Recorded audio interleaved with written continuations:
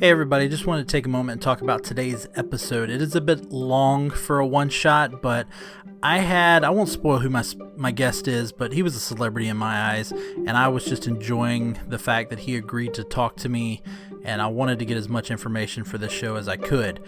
I do want to point out, though, that he was only able to record through his phone, and so there was a little bit of feedback whenever we would both talk at the same time. I did my best to edit as much of it as I could, but just letting you know that sometimes if I come in, there's going to be a little bit of feedback on his end, and he kind of fades in and out, and a little bit of distortion. So just wanted to give you a heads up on that. But this is a great episode. I was very honored that he agreed to be on the episode, and I hope you enjoy it. Real quick, there will be some spoilers for both The Mandalorian and WandaVision. I know those have ended, but I just want to go ahead and mention that. I also want to mention we recorded this about a week and a half ago, so he does allude to some dates and just giving you a time frame that this was recorded about a week and a half ago. So enjoy the show.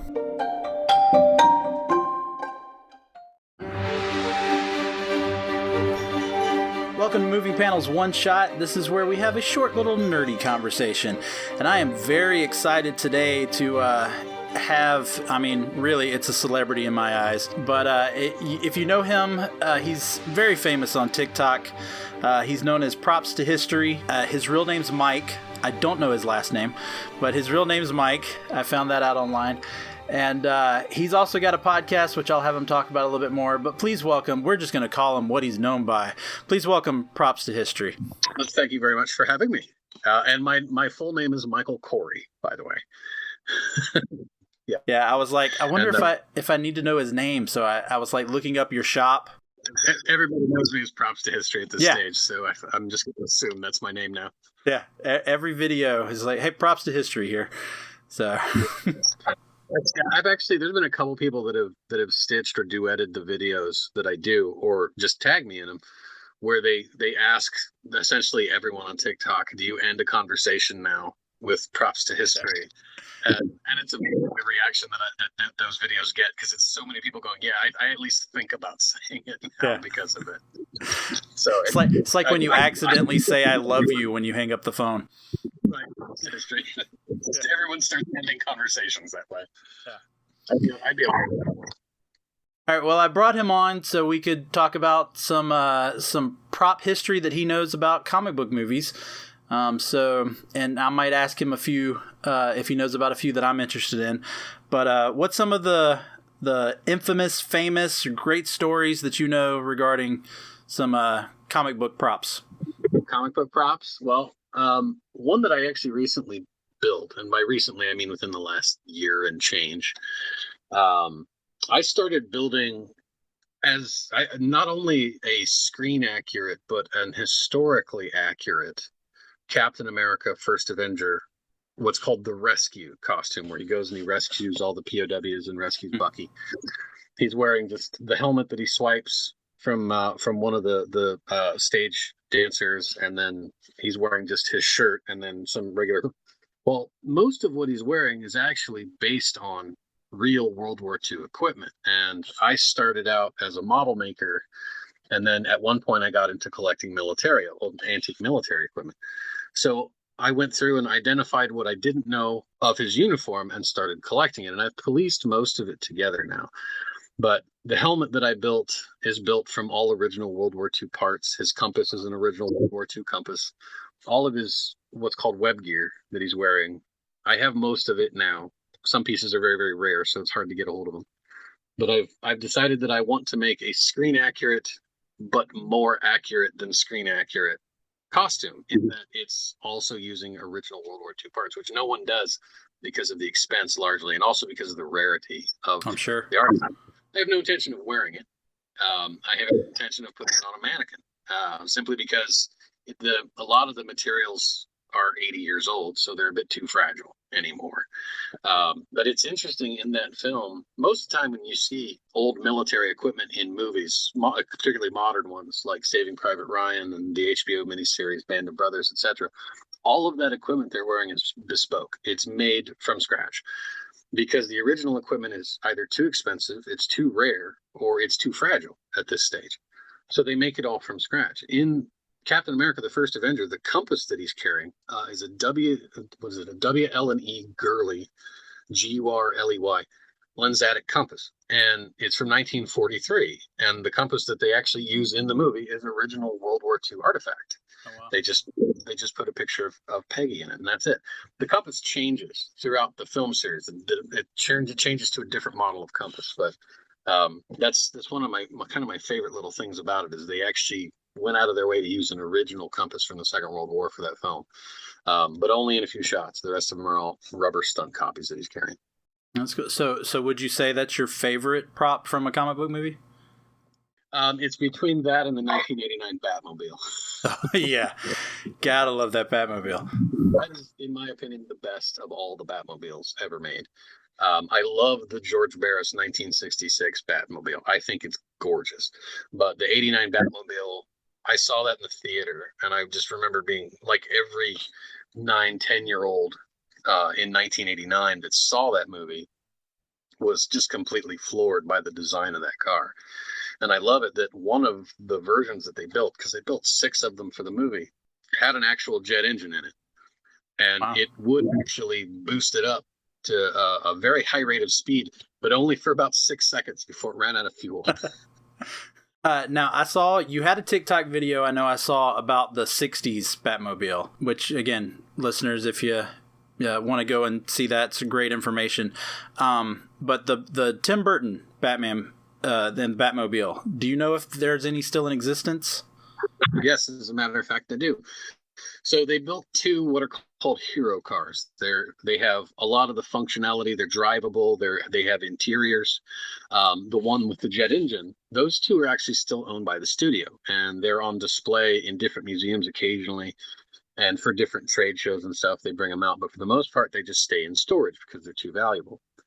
There were several stunt cars that were pulled by chains. They didn't drive on their own. They were used for scenes where it would get damaged or it would run into things. And most of those are either really badly damaged or are destroyed. But they made a bunch of fiberglass copies of it, of the body, so they could drop it on another car or drop it on the stunt frame to reuse it as needed. And a lot of those ended up in private hands. So there's quite a few of them floating around that people own. In fact, Jeff Dunham, the comedian Jeff Dunham, owns one of those shells on a fully built drivable car. And there's a guy not too far from me in northern Indiana who's building Jeff Dunham a 1966 Batmobile from a fiberglass casting, a fiberglass copy of it, because you can't go out and buy a Lincoln Futura to build one because they only made one car. Yeah. And when George Barris actually modified the 66 Batmobile, he took no castings of the original Futura. He modified it first and then made a mold of all the parts. So there's no actual existing molds of the original body panels of the Ford Futura, or Lincoln Futura rather. So it's sort of a car that's lost but still exists in its own way. Is there any prop you can think of from a comic book movie that you would either want to get your hands on or you would want to build other than the Captain America stuff you mentioned? I'd love to build a fully screen accurate 89 Batman suit. Just simply because I love the look of it. But I also, the newer DCEU Batman suits, like Batman versus Superman, that suit he was wearing in the fight with Superman the first time they fought, I love the look of it. Although I know a lot of people have a lot of strong feelings about that movie, the look of it was gorgeous. Yeah. And the bat suit was fantastic in that, all heavily armored and just gigantic looking. Yeah, based off of the Frank Miller Dark Knight Returns look. Yep, and I think that's probably one of, if not the best looking bat suit at this stage. And of course, Batman will continue on for forever because he's destined to do so. But I think he looks great. But I also really like the new Robert Pattinson bat suit as well. I like the way that it looks. It's much more minimalist, as is the new Batmobile. So I go back and forth with all of them. But I think probably that, or of course I would love to have a Mjolnir. I would love to have a screen accurate Mjolnir. Yeah, there's probably a long list of stuff from the Marvel and DCEU that I would love to have. But Sadly, I don't have the money for it. Yeah, no, that's always the thing. Me with my my Superman collection. It's always my wife is definitely reining me in on what I'm allowed to buy and bid on eBay and and all of that. eBay is a friend. Oh, very much so. So I have to ask you, me as the Superman fan, do you have any knowledge about anything Superman? I would love to know, do any of Christopher Reeve's suits still exist? As a matter of fact, all of them do. Oh, wow. So for the first Superman film, and I'm trying to go from memory here, but I want to say there were 15 different suits made for the film. Just the Superman suits for various stages of disrepair, various looks, when he's dirty, when he's not, etc. Almost all of them have gone up for auction at one point or another. The studio still owns a couple copies of it. The Heroes, what are called Heroes, they're the really highly detailed, made out of really good material suits. And I do believe the stuntman from the movie owns one as well. But from all of the following Superman movies, almost every single one of those suits still exists too. But it's weird with movie props when they get auctioned off or sold. Sometimes they go into a collection and then they never get heard of again. So it could be sitting in somebody's drawing room somewhere if those are still available, and no one knows it's there anymore because it's just been forgotten about. But the owner knows it's there, the family knows it's there, but they just don't tell anyone. So that's kind of where some props end up. And then when the family decides to sell it for whatever reason, then people go, "Oh crap, that does still exist," and because it just gets forgotten, or where it goes gets lost. And that's the case with some of the Superman suits. No one's certain where all of them are. So, but yeah, they're around.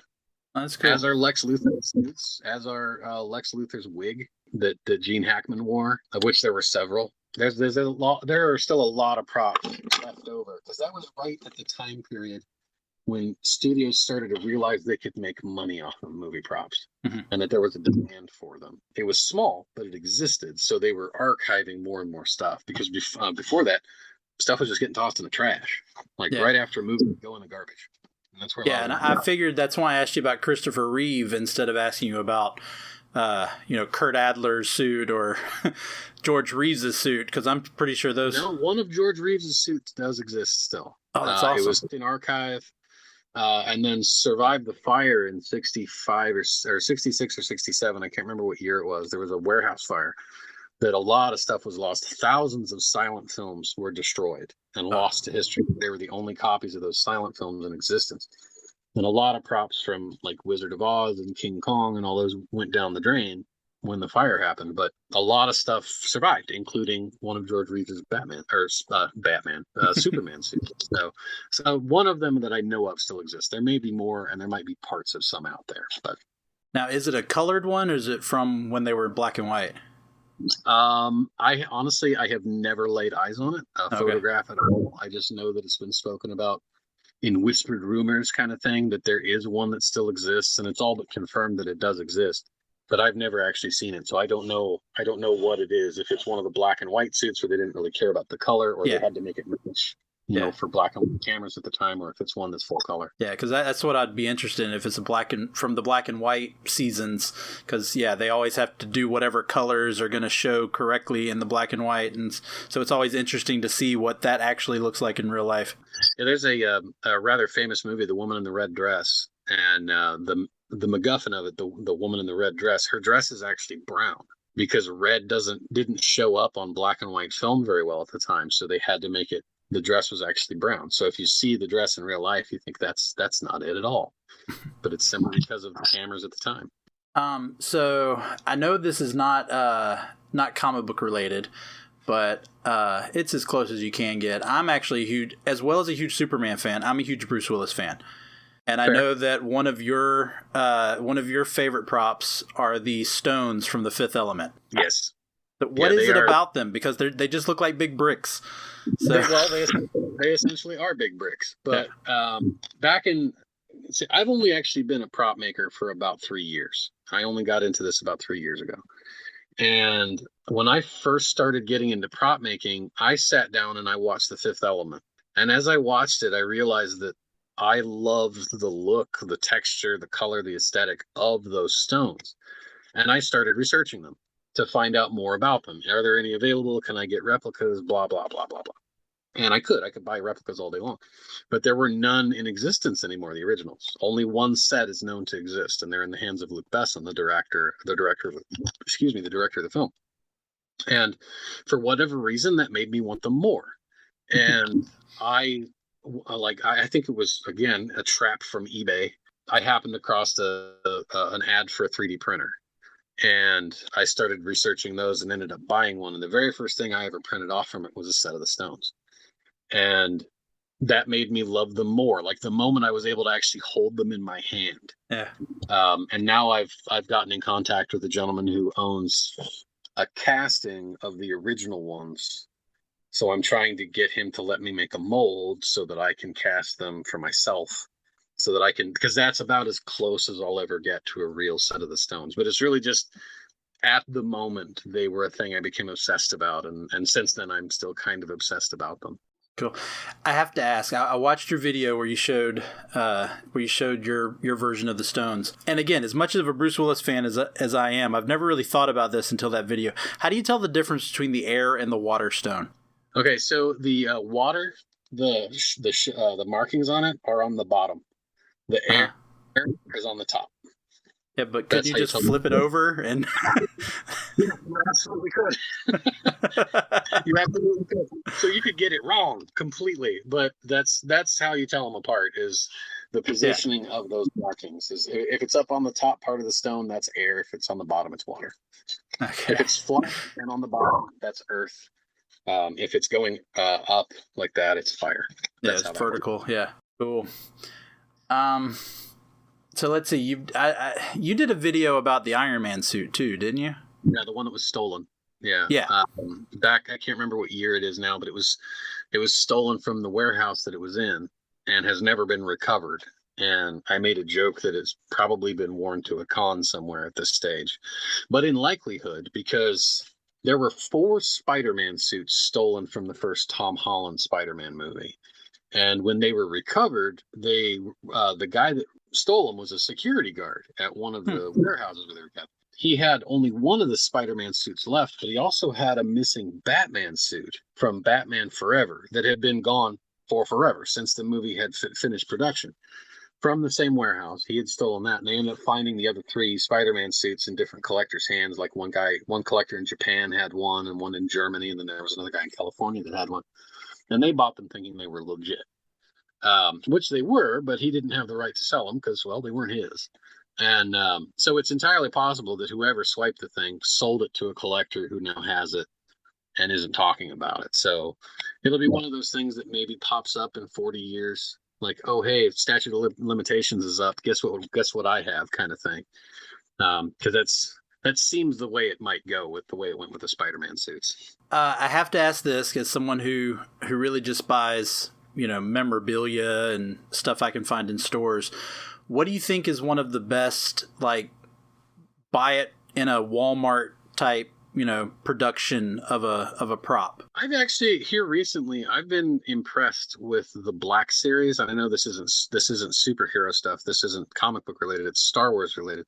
But as far as like big box mart things you can go buy, yeah.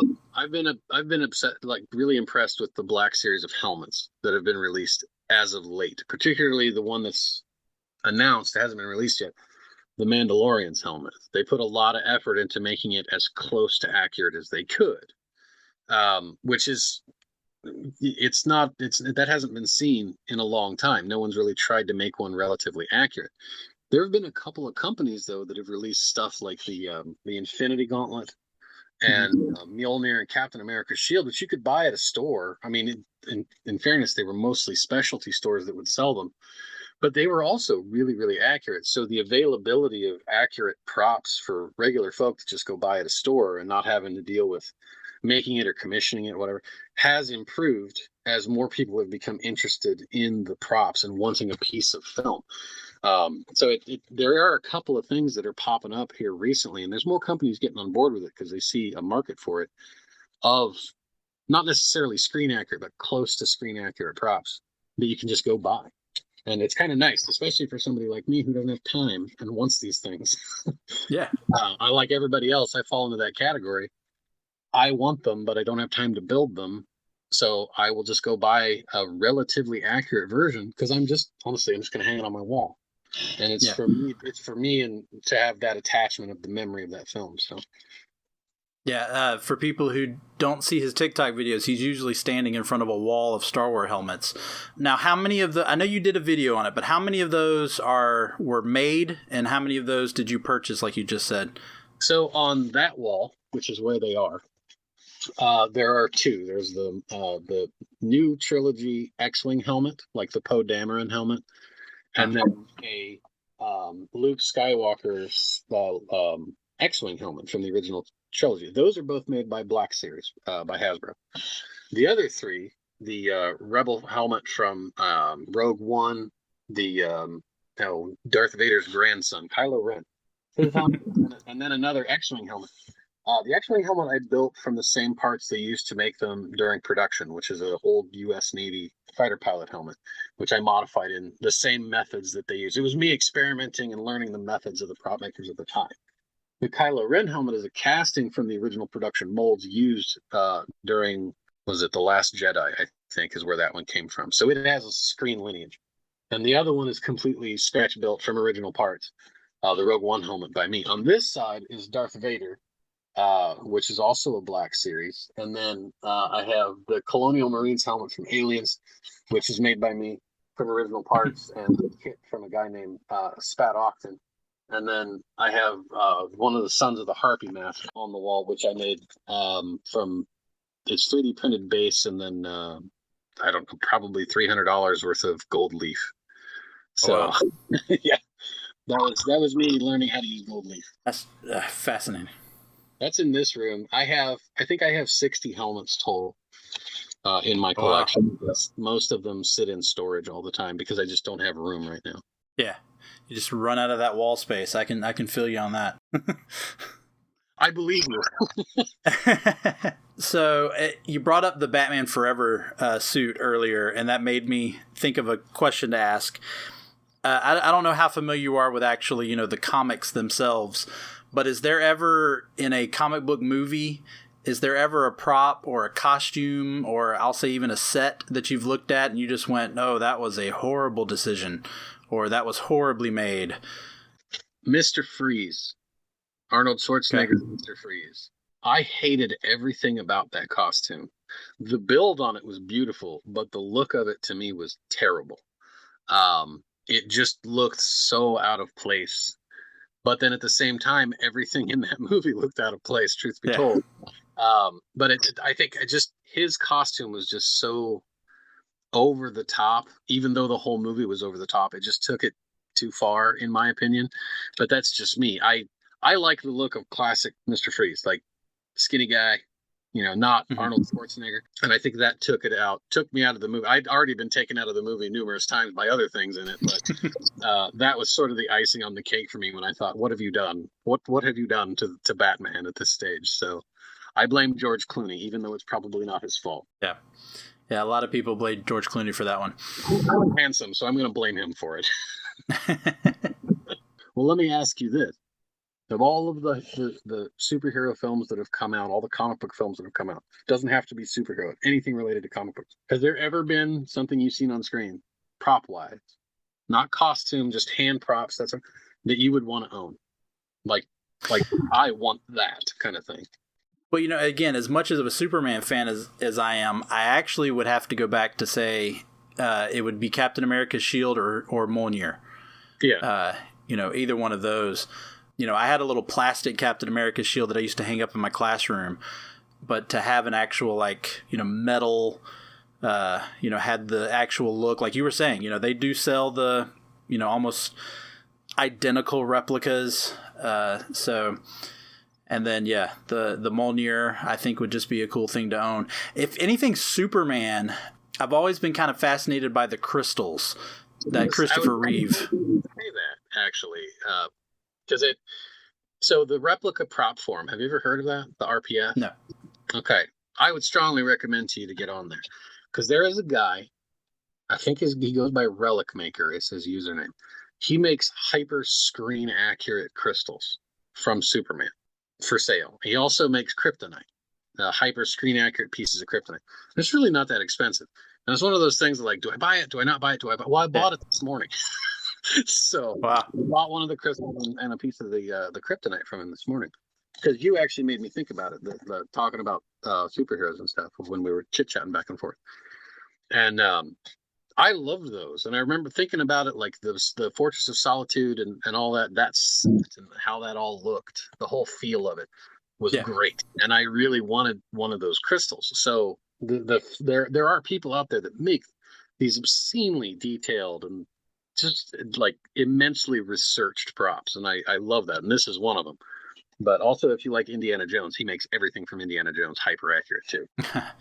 Well, now that you said all of that about kryptonite, my brain just went, why didn't you say the kryptonite necklace that he wears in the? I mean, that's definitely something I would love to own. Yeah, is a replica of the kryptonite necklace. And I do believe that's one of the. I think that's what I bought this morning. So that's awesome. Of kryptonite. So they are available. And I know that there's other versions of it too that aren't nearly as expensive as the ones that he sells. Like Etsy is a good place to find that stuff. But yeah, I just got my hands on a casting of the Dark Crystal from the Dark Crystal, and it's gorgeous. I love it. But at the end of the day, it's just a piece of glass. Yeah. So I have to cost benefit analysis everything, and also I'm in the same boat as you. My wife will look at me and go, "How much was that?" Yeah. She's a cosplayer and a prop maker too. She's not as obsessive about it as I am, but she enjoys the aesthetic of it. Half of our house, almost every room in the house has movie props in it in some way, shape, or form. So I'm fortunate in that my wife tolerates it, but I still have not enough room for all the things I own. Yeah, no, we were very similar. I had movie posters, like actual theater displayed movie posters, and then every little prop, little store bought prop or get it at a specialty hobby store or whatnot. I used to have those all over the house, but then when we moved into a bigger house and we were about to have our first child, it was like that stuff just started dwindling down to where I'm now entirely in the basement. Like all this stuff is down here with me in the basement. I have, weirdly enough, managed to kind of turn this into a job in a way, so I can justify what I'm doing because it brings money into the household. I have a regular job for the next 4 weeks, and then I won't have a regular job anymore because I won't need it. And it's a weird place to be, that this hobby that I have become fully obsessed in and fully involved in, and has opened an enormous amount of doors to me that otherwise wouldn't be open to me, has now is about to become a profession. And I've hinted at it on TikTok a couple of times, and I can't speak a whole lot on it, but I have done the opening stages of turning what I do on TikTok into a television show. It's awesome. And that is moving forward.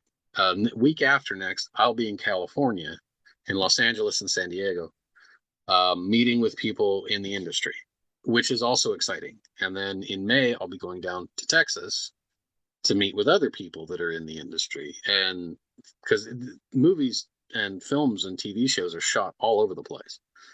So I'll be meeting with these people that are 3 different ones actually that are referred to as props masters. They're the people that control all of the props and sets on a film set. And these are the people that I idolize in a way. Them and special effects technicians that I've met several actors in my life, and I was never really nervous about meeting them because it's just cool, like that's neat. I've seen you on TV. Cool. I was more nervous to meet special effects technicians than I was well-known special effects technicians than I was to meet actors, because those are the people that I looked up to ever since I was a kid. And when I was a teenager, like everybody that's in my age group, a late teenager, early 20s, I started watching Mythbusters. And then the first time I met Adam Savage, I found that I was as nervous as I was on my first date kind of thing, just terrified. And part of it was, is he going to be the same person in real life as he is on TV? Because they say don't meet your heroes kind of thing. And he ended up being just as chill a human being as you expect him to be, which was really, really nice. Much in the same way Dave Chappelle is exactly what you expect him to be when you meet him. He's just a super chill guy.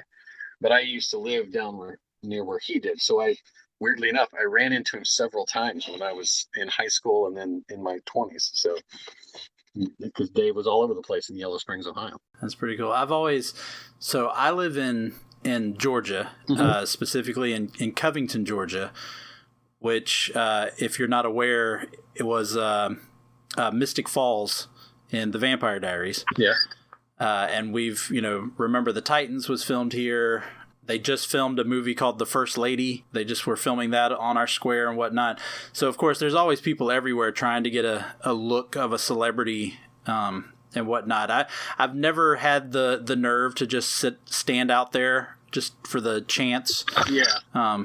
But yeah, Georgia is the Hollywood of the East Coast. I mean, it's particularly Atlanta. Because everything is I've been offered like 3 different jobs down in Atlanta in the last 2 weeks to just go there and work for prop houses down there, which it's tempting. Don't get me wrong. But it's like, I can't justify just up and moving. Not yet. Yeah. Not yet. Yeah. No. Yeah. We've got signs up, where we classify ourselves as the Hollywood of the South, just for the amount of stuff that's honestly just filmed here in Covington. Because we got Stranger Things that films just up the road. We've got Walking Dead that films not too far away. It's kind of cool to see us so much in movies and television shows. They were actually just filming the new season of Doom Patrol. Oh, okay. Just not too far up the road from us, and so it's kind of cool to see all of us, or my little town, I should say, in these big movies. And of course, me as a movie buff growing up, and then I paired that with my love of comic books growing up, to do now this podcast and what I do. It's fun. And the fact that almost all of the Marvel movies are filmed in Georgia it's just awesome. Just to know that they're filming these just, a few miles away from me. Have you ever thought about trying to get involved in them? I have. I actually know a couple of people who have been like extras in some of them, and it's really just, again, it's me with being a high school teacher, and it's like I would have to give up a day or two, take a day or two off unless it would happen to be in the summer. And then again, like I talked about with going to try to see the people here in town, it's just getting up the nerve, and I can't seem to find myself doing it. Well, it's really nothing to it other than setting one foot forward. That's all. I mean, yeah. And just if for nothing else, like if an opportunity presents itself in the summertime, then you can say, hey, that's me in the background of Avengers 300, Yeah. just to say we're involved in it. Because I live in Indiana, where there is absolutely no film industry whatsoever. The only film industry that exists here is independent film. And it's largely because of their refusal to change the tax laws. They don't have any tax breaks for movies here, so no film project will come here. Georgia changed its rules, and that's why every film project is there. And I would love to be able to take part in that stuff, but I just don't live in an area where it's feasible. Have you, being as you live in a filming town, have you seen any negative effects from it? I mean, other than a slight irritation when they have to, close some roads or whatnot, but honestly, people don't seem to be bothered by it too much. That's cool. I mean, we even there was I think it was in an episode of The Vampire Diaries, they had like a parade in the show, and they made a miniature version of our old courthouse that stands on the iconic clock tower that you see when you see a lot of these movies and television shows. Yeah. And when they were done with it, they just gave it to the city, and now it is in pretty much every parade we have since then. It goes down in a parade. So, no, I honestly don't think I've heard or witnessed. Again, you might be driving down the road, and then all of a sudden you go, I got to make a detour because they've closed this road because they're filming something. But no, I don't think there's ever been any. I think we enjoy it. I think, like you're hearing me say, I think sometimes, honestly, some people watch these movies and television shows just to see Covington. Right, just to see that. Then they, yeah. That's pretty So, good. I mean, Rob Zombie's Halloween 2 was filmed here, and as horrible as that movie is, it's still fun to see my hometown when I'm watching it. See, I'm a big fan of horror, and I am too. I liked Halloween 2 for what it was. I thought the remake of Halloween, the first one he did, I thought that was brilliantly done. I love the first remake. Yeah, the Halloween 2 was kind of okay, but yeah. I dug it for what it was. I just wish that Rob Zombie wasn't so stodgy with his props. He doesn't give up anything, so it's hard to get your hands. It's like Quentin Tarantino. Almost everything that comes from any Quentin Tarantino film that's that's on the market is usually people walk off with it off the set, which is a nice way to say they steal it. But Yeah. a lot of the hero props never make it out into private hands. He either keeps them or destroys them. And it's because he doesn't, like a lot of directors that do that, he doesn't want to see his work in another movie. Stanley Kubrick was that way. He wanted all of the stuff from 2001: A Space Odyssey destroyed, all the filming models. And almost all of them were. Like the space station, the big ring space station. Mhm. That was, I actually found photographs of it that somebody took. They dropped it in a dump in England near the soundstage where it was filmed, and some kids smashed it with hammers. Like that, that's its ultimate fate. But like one of the EVA pods that they used to go outside the Discovery in that film, it was also dropped off at that same dump at the same time, but somebody snatched it and kept it. And then nobody knew where it was until Star Trek or Star Wars: The Phantom Menace was released, and you actually see it in the background in Tatooine. They actually slipped it in as kind of an Easter egg to 2001: A Space Odyssey. In the background, it's just kind of sitting in a corner of Kawato's junkyard at the when they first walk in there. Pretty cool. Yep. Now you brought up the ships, and it made me think about this. I know that back for movies like the Star Trek show and movie and Star Wars and whatnot, they would build, these smaller versions of the ships in order to shoot them and whatnot. Do they still do that? So, like, for instance, Guardians of the Galaxy, do they still do that, or do they keep it all CGI? Well, there are actually a couple of models that were built for Guardians of the Galaxy, like the work ship that they used, that they actually chase them around in one scene. And there's actually a scale model built of the Milano, but they don't really build them as filming models anymore. They build them as reference for the CG modelers. Now, in the case of like the Mandalorian, the main bad guy, Moff Gideon, his cruiser that he has, that's an actual model.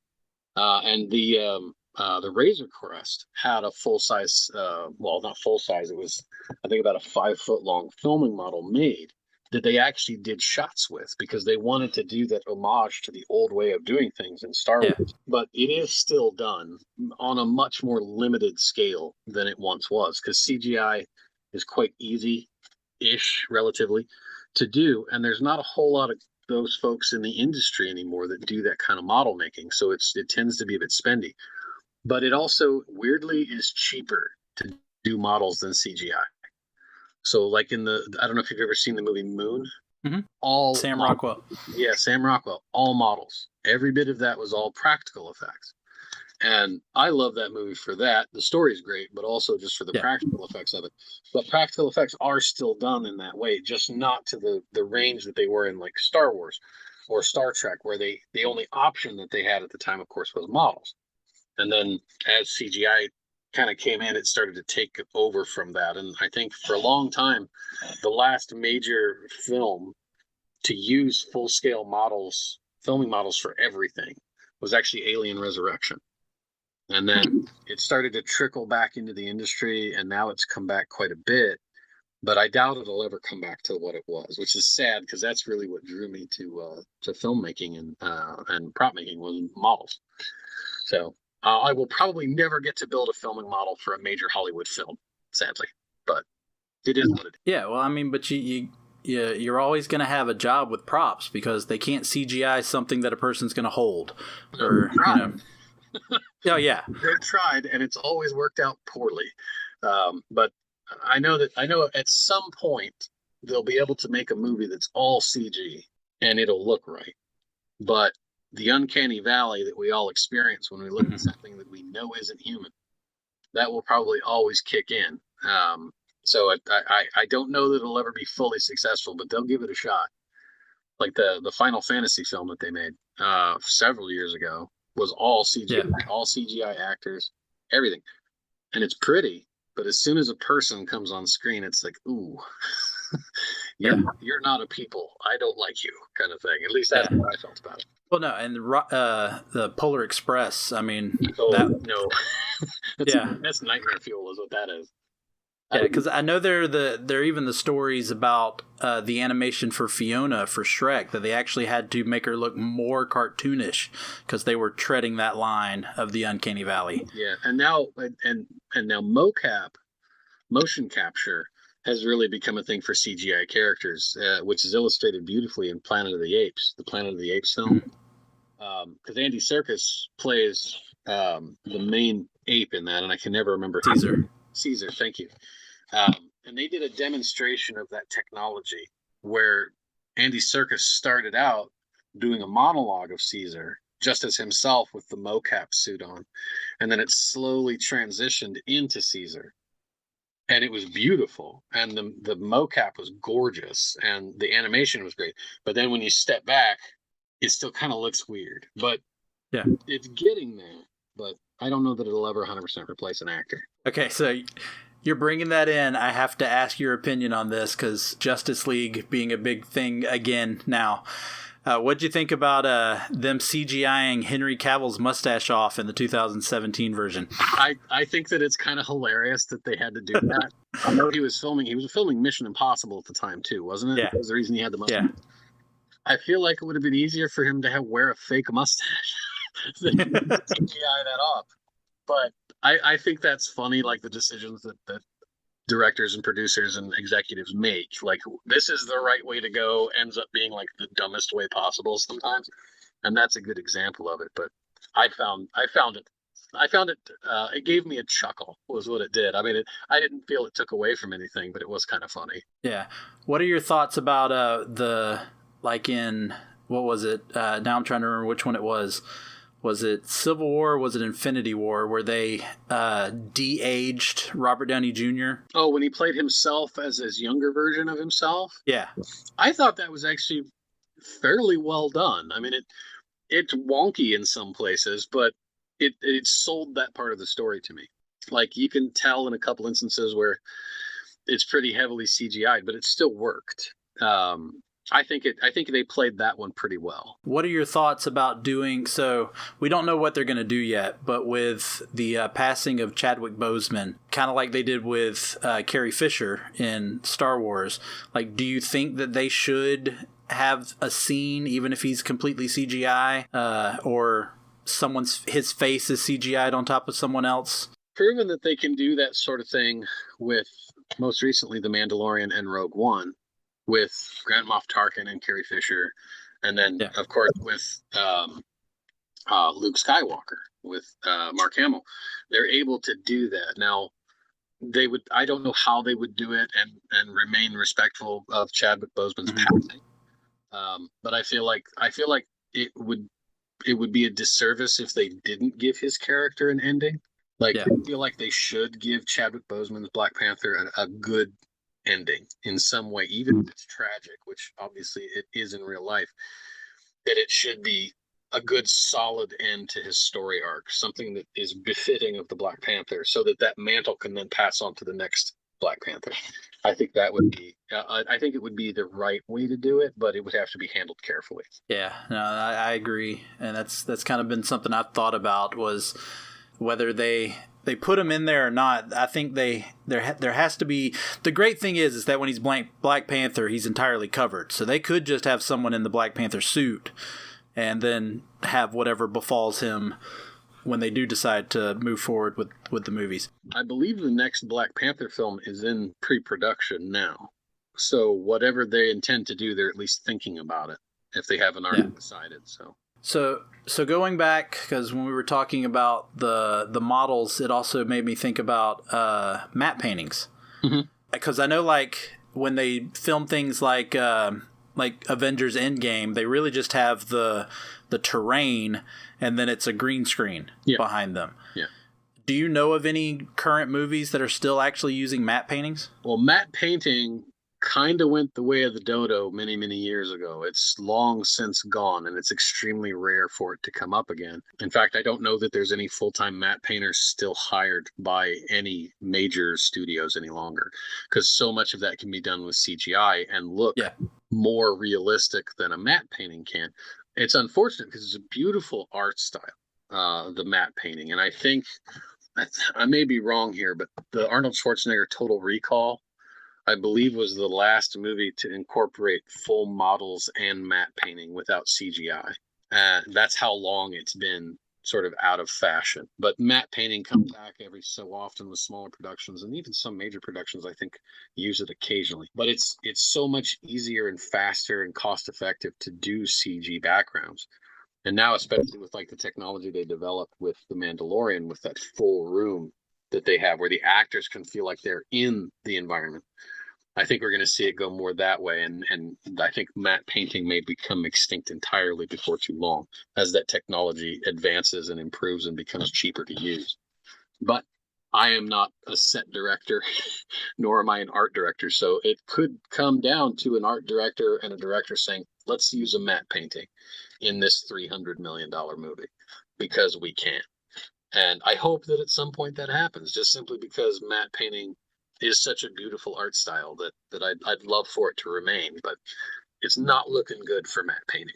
Do you think that we'll ever even get to a point where they don't use actual locations? Because you're talking about, obviously as architecture changes, as people build different things and tear other things down, you may not necessarily have what you need. And so, would we go back to maybe even a world of shooting on backlots? Well, they still do actually shoot on backlots. In fact, all of WandaVision was filmed on the MGM or Warner Brothers backlot, called Blondie Street. And like the house that they're in WandaVision is the same house from National Lampoon's Christmas Vacation. Yeah. So those houses are constantly being rebuilt. Like their neighbor's house, the lady that ended up becoming the bad guy, that's Murtaugh's house from Lethal Weapon. So they're constantly reusing those. And it really comes down to the director, because some directors want to shoot on location because it's their artistic point of view. They want it on location. So I don't think that they'll ever go away from shooting on location.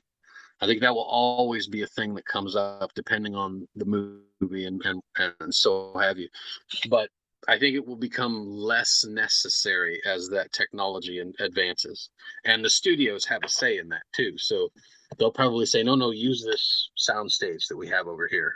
Don't fly all the way to Australia to film a 2-minute scene. Just keep it here. So that will probably happen at some point, that they'll move further and further towards the CGI soundstage or the full immersion stages that they have now. But I think shooting on location will probably always remain a thing. You're talking about the new studios that are, the full immersion. Do you ever think we'll go back to the old MGM days where they build just these huge, gigantic sets? They still do it. As a matter of fact, that is still very much a part of filmmaking. I'm trying to think of what the most recent one was that they did that with.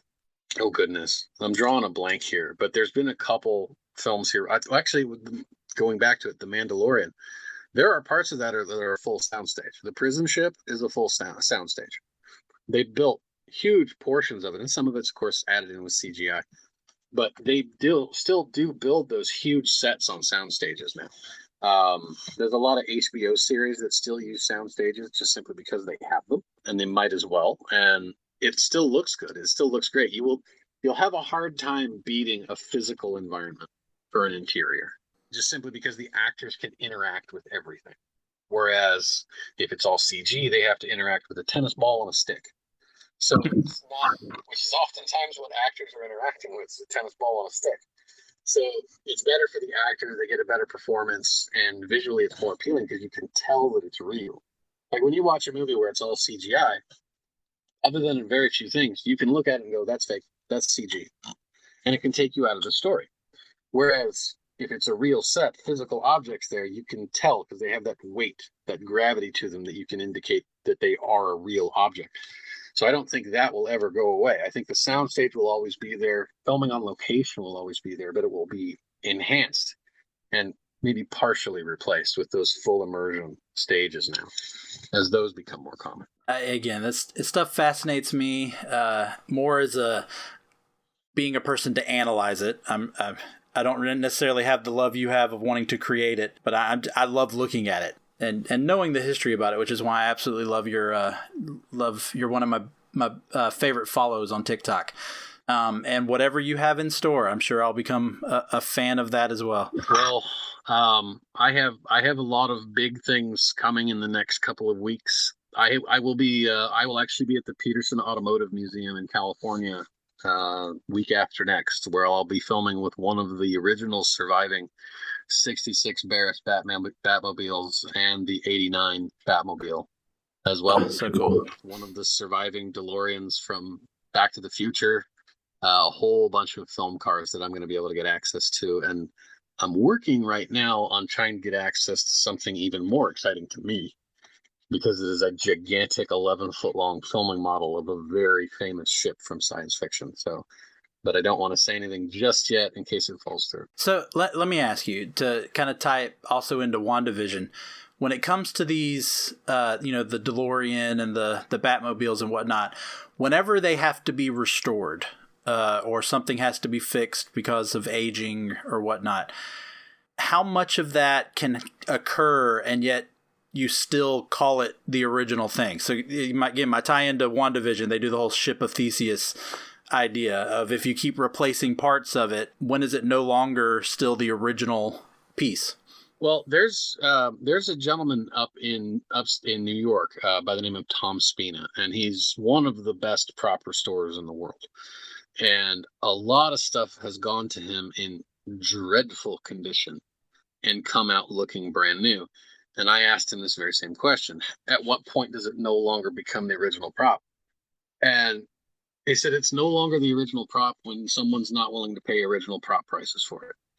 As long as the majority of it survives, then it's still the original prop. And people have to take into account that these things deteriorate over time, and to preserve them and keep them in that original condition, you're eventually going to have to replace parts. I mean, and a good example of a ship of Theseus is the USS Constitution in Boston. Every timber on that vessel has been replaced. So she's no longer the USS Constitution, or is she? Yeah. So it's a real world example that we can go see and touch that is that same thing. So I think it's down to the beholder of the object. Is it still the original, knowing its history, knowing its past, knowing the restoration it's gone through? I've been on board the USS Constitution, and to me, that's still the USS Constitution, even though I know full well every timber on that ship has been replaced at some point. And I think it comes down to the beholder, because someone could nitpick it and say, no, that's not the original one because so much has been replaced now. But I think it comes down to the individual. But I'm a firm believer that if you have a solid enough reputation as a restorer of a thing, whatever it may be, that if you do the work and you guarantee the work and it's your best work, then nothing has changed other than it's preserved. The object itself is preserved, whether it be a car or a plate or a prop. I love your wording on that. It's what someone's willing to pay for it, because I actually just today had a conversation with one of my students about comic books, and they were talking about, why are some comic books worth more than others? I said, well, honestly, a comic book's only worth what it's worth because somebody's willing to pay that for it. That's everything, actually. Yeah. I mean, you can get into the rarity of the comic, and the older comic books from the 40s and 50s that people didn't know. Like you're talking about with a lot of movie props. They didn't know that they would have value later. And so they were discarded. They were, torn up, all of that other stuff. And of course, in the 50s, when the Hays Code was happening with the movies, and they were trying to implement the codes on the comic books, there were the comic book burnings. And so obviously rarity, makes a lot of comic books worth more. But again, Action Comics #1, someone's willing to pay $3 million for it. That comic is now worth $3 million. Yeah. Well, I appreciate it. I won't keep you any longer. I'm sure I could just ramble on, even just about movie stuff, because it's been a great conversation. Do you want to tell everybody about your podcast and your TikTok and anything else you want to share? Yeah, I can be found on any social media at Props to History, and of course on TikTok at Props to History. And then if you want to check out my podcast, it's the Prop History Podcast, available on Anchor, iTunes, Spotify, wherever you do your podcasting business. You can find me there. Myself and Greg Nelling at Prop History Podcast, and then also on Facebook at the Prop History Podcast. And our next episode drops tomorrow, which is the 26th of March at noon. And it is an interview with the COO of Prop Store, Brandon Allender. That's awesome. It's a good listen. I've listened to a couple of episodes. His TikTok, I've tried to go through as much of his back catalog as I can since I've started following him. It's a great follow, and I thank you again for joining me on this. It was, again, very exciting for me. And I usually end my podcast with my little tagline of "I'll see you on the other side of the page," but I think it is only fitting for you to end it with your tagline. Well, thank you for listening. Props to History.